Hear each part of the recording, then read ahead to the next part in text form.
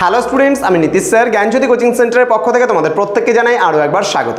তো স্টুডেন্টস, আজকে আমি তোমাদের সঙ্গে আলোচনা করব সিবিসিএস 6th সেমিস্টার যে সমস্ত স্টুডেন্টরা নর্থ বেঙ্গল ইউনিভার্সিটির আন্ডারে বিভিন্ন কলেজগুলোতে তোমরা পড়াশোনা করছো, তোমরা যারা পাস মানে রেগুলারে রয়েছো তাদের জন্য এবং যারা ব্যাক পেপারে রয়েছে তাদের জন্য কিন্তু আজকে আমি ডিএসই বাংলার যে সুবর্ণলতা উপন্যাস তোমাদের সিলেবাসে রয়েছে সেখান থেকে সাজেশনে দেওয়া মাত্র 4টে ছোট প্রশ্ন নিয়ে কিন্তু আলোচনা করব আজকের এই ক্লাসটিতে। ধৈর্য ধরে শেষ অবধি ক্লাসটি অবশ্যই দেখবে এবং তোমাদের এর মধ্যে থেকে কিন্তু একটা প্রশ্ন আসার সম্ভাবনা প্রবল রয়েছে। চলো শুরু করছি আজকের ক্লাসটি শুরু করার পূর্বে তোমাদেরকে বলে রাখবো, যারা এখনো আমাদের চ্যানেলটিকে সাবস্ক্রাইব করোনি তারা অবশ্যই চ্যানেলটিকে সাবস্ক্রাইব করে পাশে থাকা বেল আইকন অল প্রেস করে দাও, যাতে নেক্সট টাইম থেকে কোনো ভিডিও আপলোড করলে তার নোটিফিকেশন তুমি সবার আগে পেতে পারো।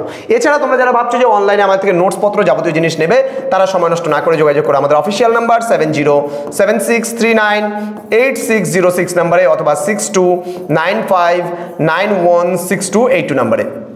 তোমাদের টোটাল কোর্স ফি যেটা রয়েছে, পাস কোর্সের যে সমস্ত স্টুডেন্টরা রয়েছে মাত্র 499 টাকার বিনিময়ে তোমরা চাইতে পারে পুরো কোর্সটা আমাদের থেকে নিতে পারো। তো সময় নষ্ট না করে আজই যোগাযোগ করো আমাদের সঙ্গে এবং যুক্ত হয়ে যাও আমাদের অনলাইন ক্লাসে। চলো শুরু করছি আজকের ক্লাসটি, যেটা আমি বললাম সুবর্ণলতা উপন্যাস থেকে গুরুত্বপূর্ণ কয়েকটি ছোট প্রশ্নের উত্তর নিয়ে কিন্তু আজকের এই ক্লাসটিতে আমি আলোচনা করব।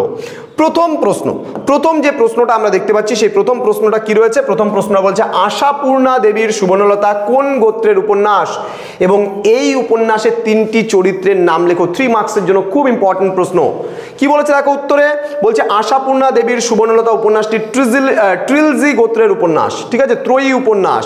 এবং এখানে কি বলছে, এই উপন্যাসের 3টি চরিত্রের নাম হচ্ছে সুবর্ণলতা, মুক্তকেশী এবং প্রবোধ। এই 3টে চরিত্র কিন্তু আমরা মূলত পেয়ে থাকি। নেক্সট যে প্রশ্নটা তোমাদের স্ক্রিনে তোমরা দেখতে পাচ্ছ সেটা হলো সুবর্ণলতার বিবাহ কার সঙ্গে হয়েছিল, তার স্বামীর পেশা কি ছিল, তাদের বাড়ি কোথায় ছিল। দেখো কি বলছে, সুবর্ণলতার স্বামীর নাম ছিল প্রবোধ, সে জাহাজে কাজ করত, তবে প্রথমে সে কিন্তু লোহা লক্করের ব্যবসা শুরু করেছিল, তাদের বাড়ি ছিল দর্জি পাড়ায়।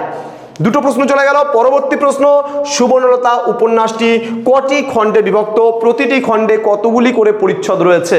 খুব ইম্পর্টেন্ট, বলছে সুবর্ণলতা উপন্যাসটি 2টি খণ্ডে বিভক্ত, প্রথম খণ্ডে 26টি পরিচ্ছদ, দ্বিতীয় খণ্ডে রয়েছে 31টি পরিচ্ছদে। এটা কিন্তু শেষ করেছে, বিশাল বড় একটি উপন্যাস। নেক্সট রয়েছে সুবর্ণলতা উপন্যাসে 3টি করে নারী ও পুরুষ চরিত্রের নাম লেখো। এবার নারী চরিত্রের কথা বলতে গেলে বিরাজ, কেদারনাথ এবং সুরাজ হচ্ছে পুরুষ চরিত্র, আর নারী চরিত্রের মধ্যে শ্যামা সুন্দরী, সুবালা এবং অম্বিকা। তো আশা করি আজকের ক্লাসটা, যেটা একদম সংক্ষিপ্ত ছিল, এরপরে আমি বাংলার যে ক্লাসগুলো সেটা কন্টিনিউ আগামী মাস মানে পুরো মাস জুড়েই তোমরা ক্লাসগুলো পাবে।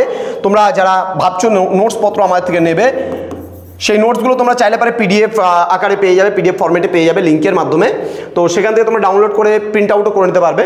তো স্টুডেন্টস, আমাদের অফিসিয়াল নাম্বারটা সেভ করে রাখতে পারো 6295916282 এবং 7076398606 নাম্বারে। দেখা হচ্ছে খুব তাড়াতাড়ি আরও একটা নতুন ভিডিও নিয়ে তোমাদের সঙ্গে। তোমরা প্রত্যেকে ভালো থেকো, সুস্থ থেকো, আর ভিডিওটাকে অবশ্যই শেয়ার করে দিও। Thank you so much, thanks for watching after all, thank you.